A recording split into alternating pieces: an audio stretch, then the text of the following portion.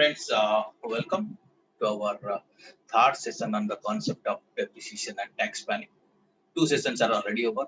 Many fundamental things we have already seen. We have also seen in case of depreciable asset in which situation there is a possibility of short-term capital gain and short-term capital loss.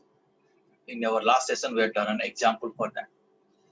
We will be quickly recapitulating that example, then we will move ahead. Going to share the screen with you right now.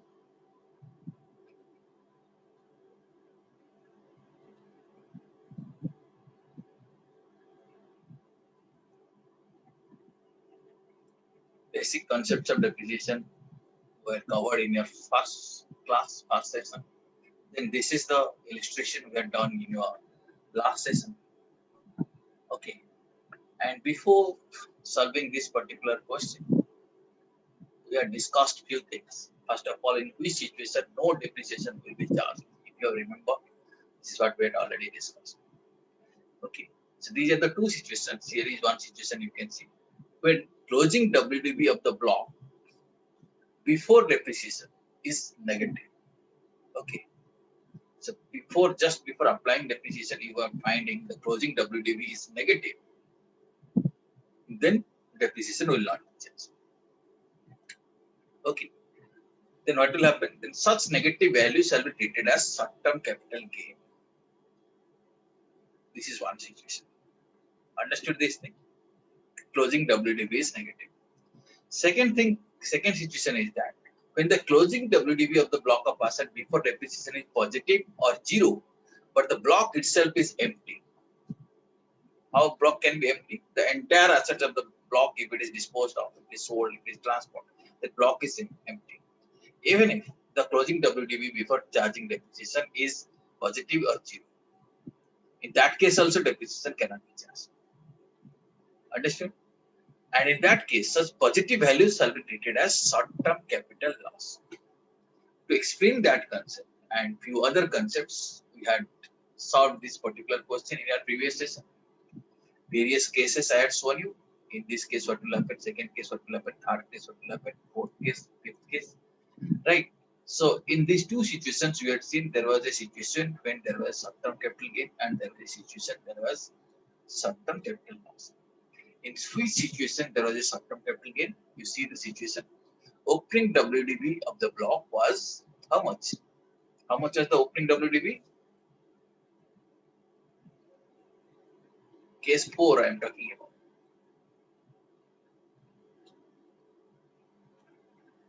Can you respond? 10 lakh. 10 lakh. And there was an addition of 5 lakh rupees. And assets were disposed of, assets were sold worth 20 lakh rupees. Consequently, the closing WDV is 10 lakh plus 5 lakh minus 20 lakh. So 15 lakh minus 20 lakh. So closing WDV before depreciation is how much?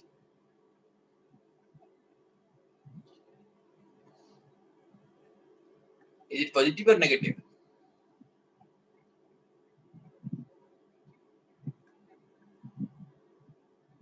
Are you watching it?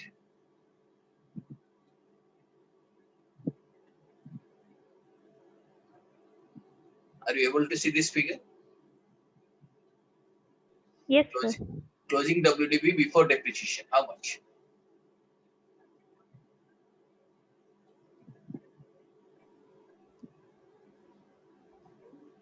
Five lakh. 5 lakh negative. When this figure is negative, depreciation will not be charged. And this 5 lakh will be treated as short-term capital gain. Okay. This 5 lakh rupees, which is negative, that will be treated as short-term capital gain. Because asset which is worth, you see, 15 lakh rupees was sold for 20 lakh rupees. So this is the situation when you can get short-term capital gain. Now, in which situation will get short-term capital loss? You see, opening value of the WDV was 10 lakh rupees. There was no addition. Assets were sold for 6 lakh rupees. So closing WDV before depreciation was 4 lakh rupees only. So it is positive value. In a normal situation, depreciation should have been charged on that 4 lakh rupees. But here, depreciation will not be charged because the entire asset was sold. Block was empty. If there is no block, depreciation will not be charged.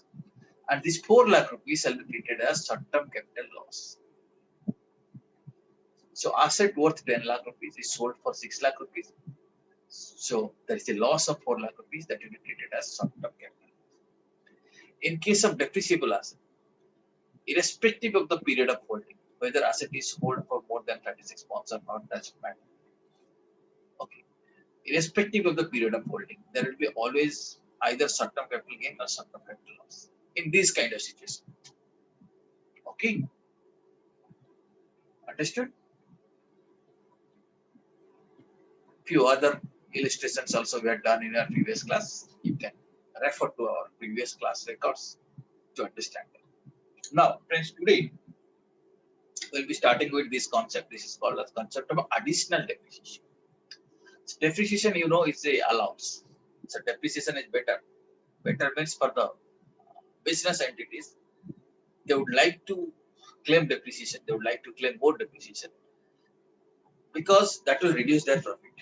When profit is reduced, tax is set. Is it? So every business house or every entrepreneur wants more and more depreciation. Okay. So this provision says there is an additional depreciation in addition to the normal provisions what you have already seen. Certain additional depreciation will be allowed. In which situation that will be allowed? Let us see that. If you look at this slide, you can understand the additional depreciation is allowed only on new machinery or plant. So only when there is a new machinery is acquired or plant is acquired, this additional depreciation is allowed. But other than ships and aircraft, if a ship is acquired or aircraft is acquired, this additional depreciation will not be allowed. And that too, that assets should have been installed after 1/3/2005 by the assessee, and the assessee should be engaged in the business of manufacture or production of particular thing. It should be manufacturing organization or producing organization, it should be producing some particular thing, and the asset should be new machinery or plant, but except ship and aircraft. Or one thing is that the entity should be engaged in manufacture or production. Other thing is that it may be in the business of generation, transmission, or distribution of power. That business also one can claim additional depreciation. How much additional depreciation? 20% of the actual cost of such plant and machinery. So normal depreciation will be allowed. In addition to that, additional depreciation 20%. And you know the concept, when asset is used for less than 180 days in the year of acquisition, then not normal depreciation, 50% of the depreciation is charged. Half of that depreciation is charged. So that is also applicable in the case of additional depreciation.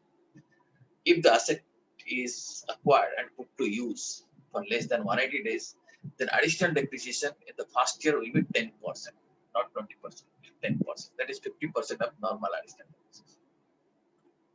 Okay, but here is one more additional provision. That's a balance additional provision. Balance additional provision means remaining 10%, which has not been allowed.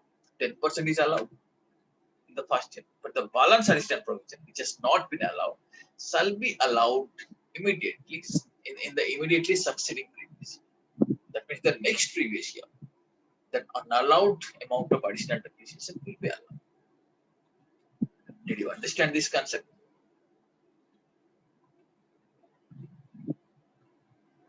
Yes, sir. So now you can see, if one can avail this provision, one can get the benefit of normal depreciation.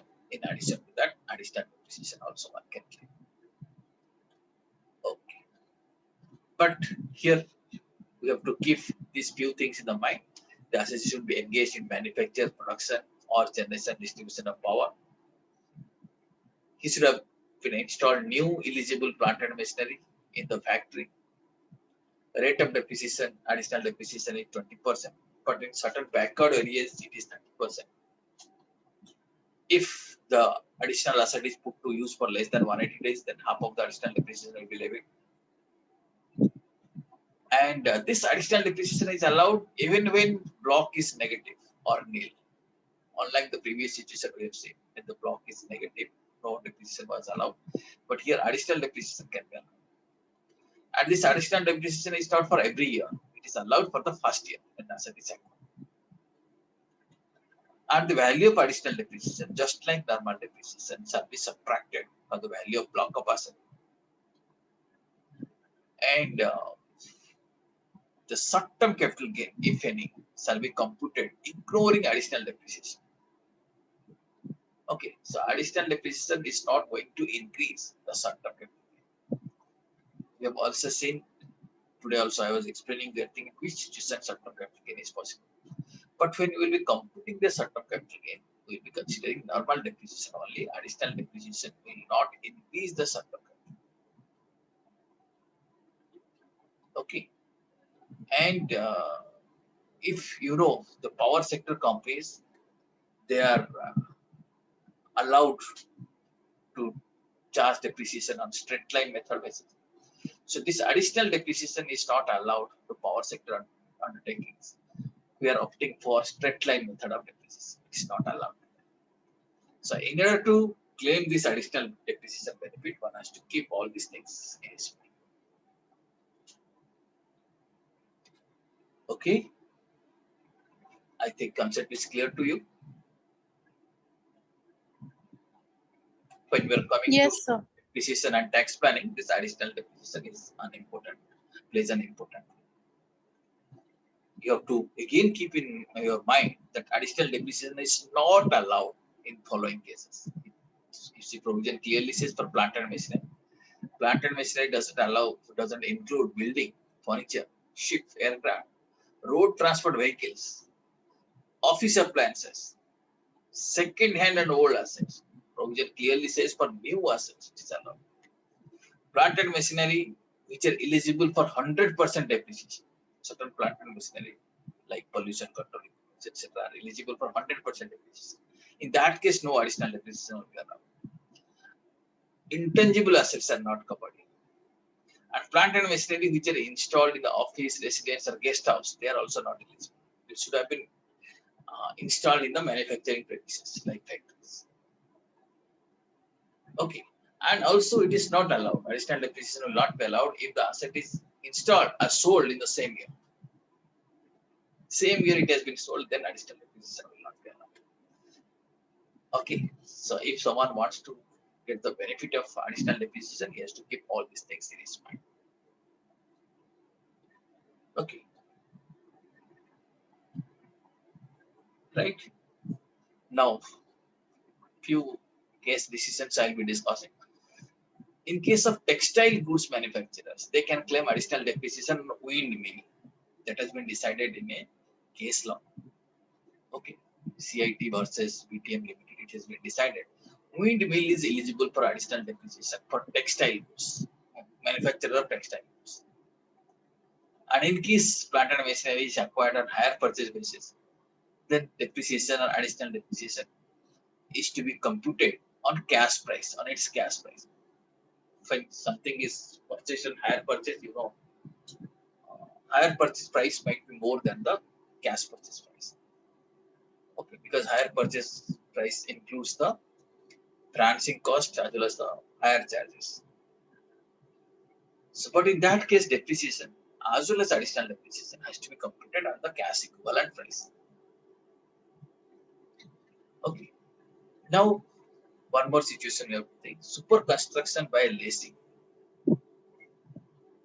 If that super construction is used for business or for depreciation can be claimed. Okay. Let us say someone has taken a building on lease or a floor on lease. On that thing he has constructed. He has made a super construction, or he has taken a land on lease and he has constructed a building there. So on that super construction, the lessee, that is the person who has taken the land or floor or lease, he is eligible to claim depreciation.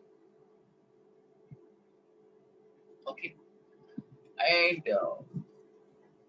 one more concept: expenditure and transport. When asset is transport, it may involve certain expenditure. Suppose a vehicle is transported, it's a registration. Many assets, when there is transportation expenditure is also there. Okay. So this transport expenditure shall not be deducted for depreciation. That means transfer expenditure can be capitalized.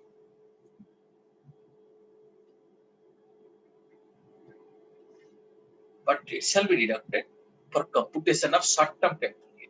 If some short-term capital gain we are computing, expenditure in connection with transfer shall be deducted. Okay, but for the purpose of computation of depreciation, the transfer expenditure can be included. Okay, friends, did you understand this concept? Yes, sir. Now, we'll see how depreciation can be dealt with in this case of amalgamation, merger, succession, etc. You know, many times company gets merged, two company joins, they merge together, and the new company is formed, or one company acquire the another company. So instead of two company, one company continues, right? Now, or sometimes demerger is possible. One company is split into two companies. So these things happen in the corporate world. Okay. So corporate marriage and corporate divorce both are possible. In that case, suppose a company is having an asset and the company is split into two companies. Now, how to divide the depreciation? Or let us say one asset was there in one company, that company gets merged with another company. Okay, during a particular year, how depreciation will be apportioned between these two companies? So that issue, how to deal with that issue, we'll be learning right now. In that case, depreciation shall be allowed to both the companies. That means the existing company or succeeding company, in the ratio of number of days used by both of them. Suppose first company used it for 6 months, second company used it for 6 months. Then on 50-50 ratio depreciation can be divided. First will compute what is the total depreciation, that will be divided like this. Or first company used it for 9 months, second company used it for, let us say, 3 months. Then 75 is 25 or 3:1 ratio, that can be divided. Are you getting? Are you getting me? Yes, sir. The benefit of date of amalgamation, demerger shall be allowed to accumulated or resulting company. Then on the date of amalgamation, let us say amalgamation is happening on, let us say, 15th January. The 15th January will be included. It will be considered as if the machine or that date machine is used for the new company, that is amalgamated company or resulting company. So till 14th January it was used by old company. This is how it will be arranged. Okay, so date of amalgamation happens in one particular day. On that day, who was using the machine? So it will be considered the new company was using that machine. And when distributing the depreciation or apportioning the depreciation like this, one has to keep in mind that the total depreciation of any previous year shall not exceed the depreciation calculated at the prescribed rate if the succession, amalgamation, or demerger or conversion had not taken place. That means the total value of depreciation should not increase by any chance. Okay, we know the block asset concept. We know what is the rate of depreciation. On that basis, we will be computing what is the rate, what is the amount of depreciation that has to be distributed. That is the maximum amount of depreciation which can be claimed, both the companies taken together. In no situation, depreciation, the aggregate of individual depreciation shall exceed the total depreciation which would have been allowed. Did you understand this concept? Yes, sir. Thank you. In case you have any query, let me know. I'll be explaining with some examples. Now, friends, you have to know that to compute depreciation, first of all, we need actual cost. Here you have to keep in mind that expenses on acquisition, installation expenses, etc., shall be added to actual cost. Suppose you are purchasing a machine for 5 lakh rupees, but installation cost is 10,000 rupees. then the cost of the asset will be 5 lakh and 10,000 rupees. Depreciation will be charged on the entire. The cost of acquisition, installation, etc. shall be added to the actual cost. And if some subsidy is received, the subsidy shall be subtracted from the actual cost. Suppose the actual cost of the tractor is 3 lakh rupees, but government has given a subsidy of 1 lakh. So actual cost will be taken as 2 lakh rupees. So subsidy from government shall be subtracted. Okay. And if there is some indirect expenditure which is eligible for input tax credit, suppose you have paid GST but you can claim it, then that should not be included in actual cost. Okay, because you are getting the benefit of GST. You have paid GST but you are taking input tax credit. That means on your GST payment liability, you are reducing that part. So GST will not be included. But if you are not claiming that, then GST can be included. Okay. And if the indirect tax like GST etc. is not eligible for ITC or not claimed, then that forms a part of actual cost. So actual cost may include GST, may not include GST. If they are not eligible for ITC or GST ITC is not claimed, then it may form a part of actual cost. But when ITC is claimed, it shall not be included in actual cost. Did you understand this?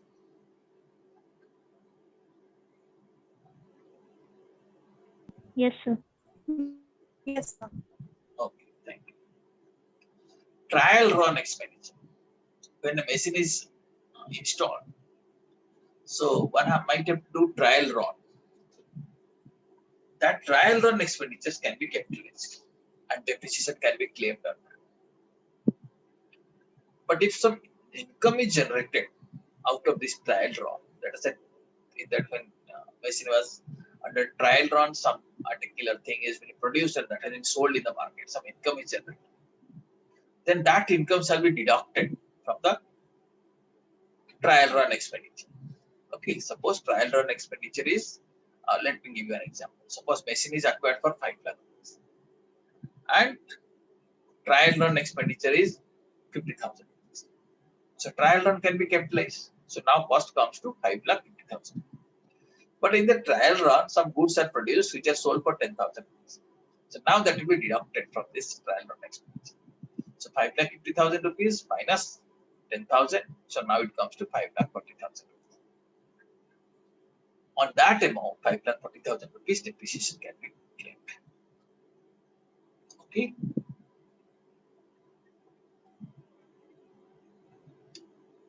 Understood?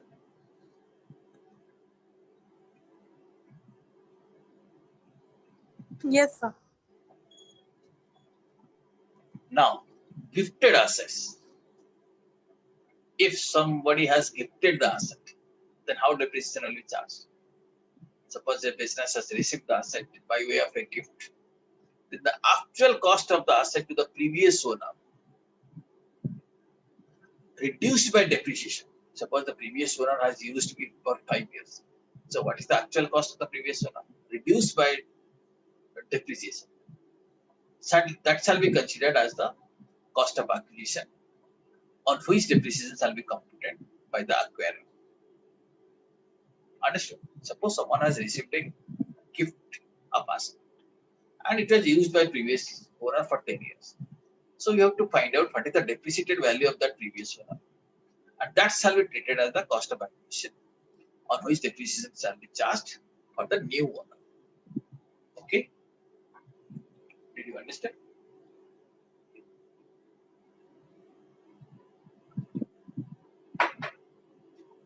Yes or no?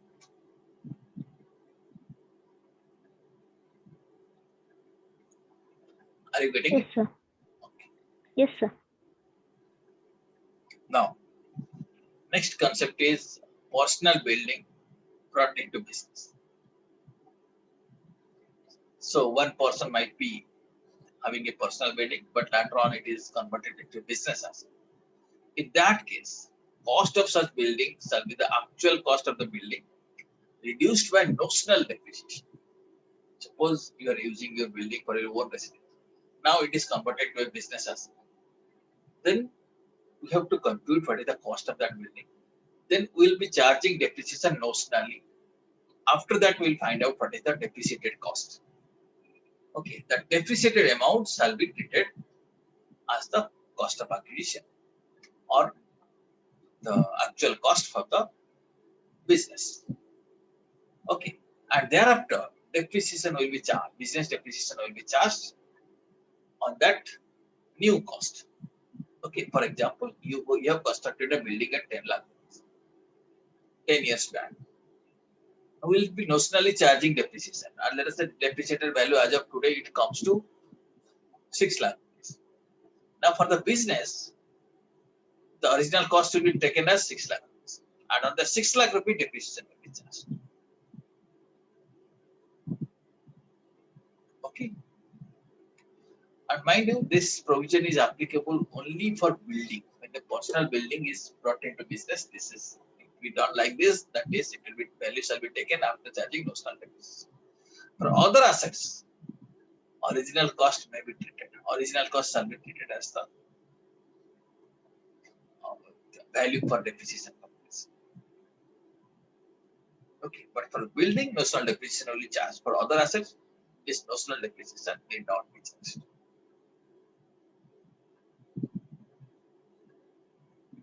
Okay. Now, one more important concept we will be discussing now in section 32. Carry forward of unobserved depreciation. The situation of unobserved depreciation will come when the profits or gains chargeable are not sufficient to give full effect of depreciation. Let us say before depreciation, profit is 10 lakh rupees and depreciation is 11 lakh rupees. So depreciation cannot be adjusted fully. Okay, so that kind of situation. So in a previous year, that means if in a previous year, the profit and gains chargeable are not sufficient to give full effect of depreciation allowance, the unobserved depreciation, in our example, unobserved depreciation is 1 lakh rupees. Okay, because depreciation was 11 lakh rupees, profit before charging depreciation was 10 lakh rupees. 10 lakh rupees, 10 lakh can observe 10 lakh worth depreciation. The remaining 1 lakh rupees are unobserved. Okay, the unobserved depreciation shall be added to the depreciation allowance of the following previous year. That means it can be carried forward to the next year. Next year, it shall be added or it shall be deemed to be part of depreciation allowance of that year. That means the next year, whatever is the depreciation, this unobserved depreciation will be added on that. But like this unobserved depreciation can be carried out, can be carried forward indefinitely till it is fully set up. Okay, for an indefinite period, it can be carried forward. There is no gap on the period for which it can be carried forward. Indefinitely, it can be carried forward. Okay, so if depreciation for some reason is unobserved due to insufficiency of the profit, it can be very well carried forward. Okay, now this is the one more important thing that we need to learn. And this will be our last concept on depreciation. Depreciation and deferred tax. If you have observed, if you have seen some companies' balance sheet, you must have seen the balance sheet shows some items in the like deferred tax asset and deferred tax liability. Okay. Now, in our example, also we had seen that the rates of depreciation under income tax law has been prescribed. Income tax law itself prescribed these assets. This is the kind of depreciation we have to charge. Right. But when we prepare our financial statement or we record in our books of account, if it is a company, we follow the provisions of Companies Act. Okay. Otherwise, also, if it is a non-company, then we follow our accounting gap. Their depreciation is charged as per keeping in mind the life of the asset. Okay, suppose the life of the asset is 10 years, I will try to write off my asset by way of depreciation at 10 years. If life of the asset is 5 years, I have to write up with 5 years. So on that basis, accounting is done. But income tax is more rule-based. Income tax law says if this is the asset, this is the depreciation. So because of these differences in depreciation, there is a possibility that your accounting profit or book profit might be different from income tax profit. Okay. And because of this thing, in these situations, there is a possibility that one may get a deferred tax asset or deferred tax liability. So in many companies' balance sheet, you might have observed there is one item called as deferred tax asset, deferred tax liability.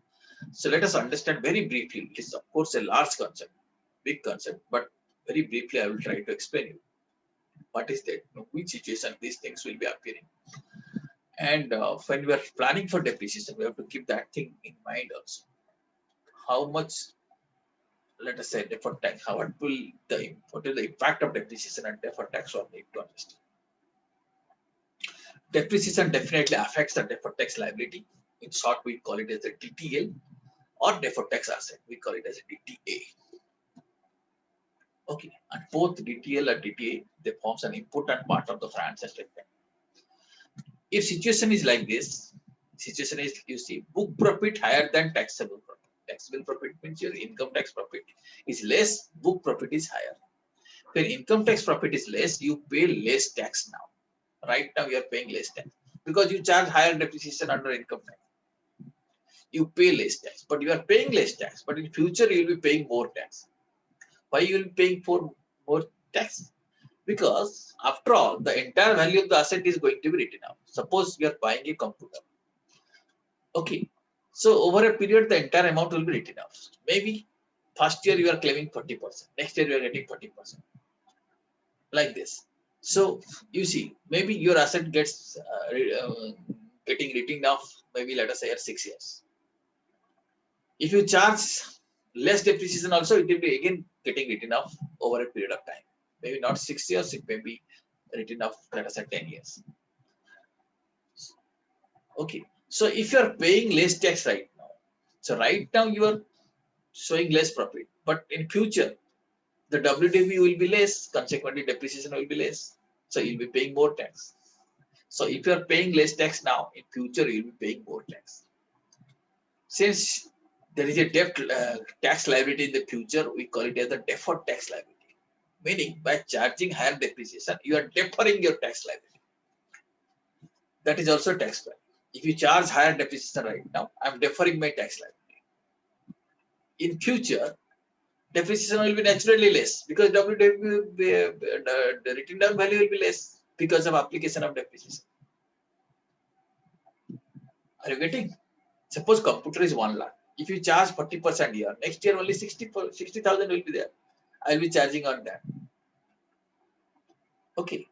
So value of the asset, WDV will go down. So WDV goes down, depreciation amount will actually be less. Consequently, profit will be more. So if you are paying less tax in initial years, you have to pay more tax in future. Yes.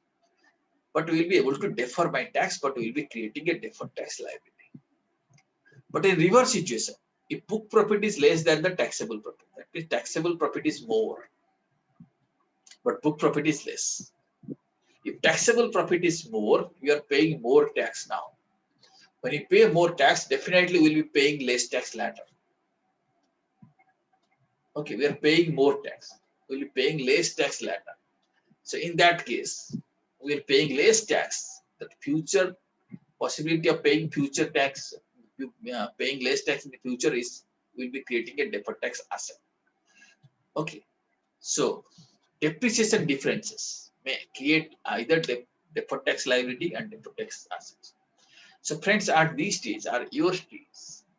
You may not go deep into this concept of deferred tax asset and deferred tax liability, but I expect you to keep it in mind that there is a possibility that since the accounting depreciation will be different from income tax depreciation, it may create a deferred tax asset or it may create a deferred tax liability.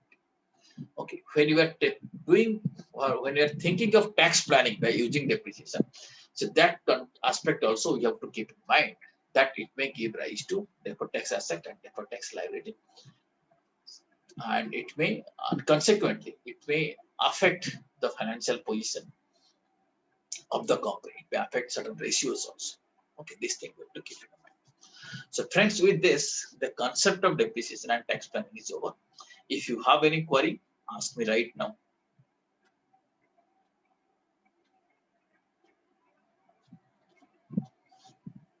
Do you have any query?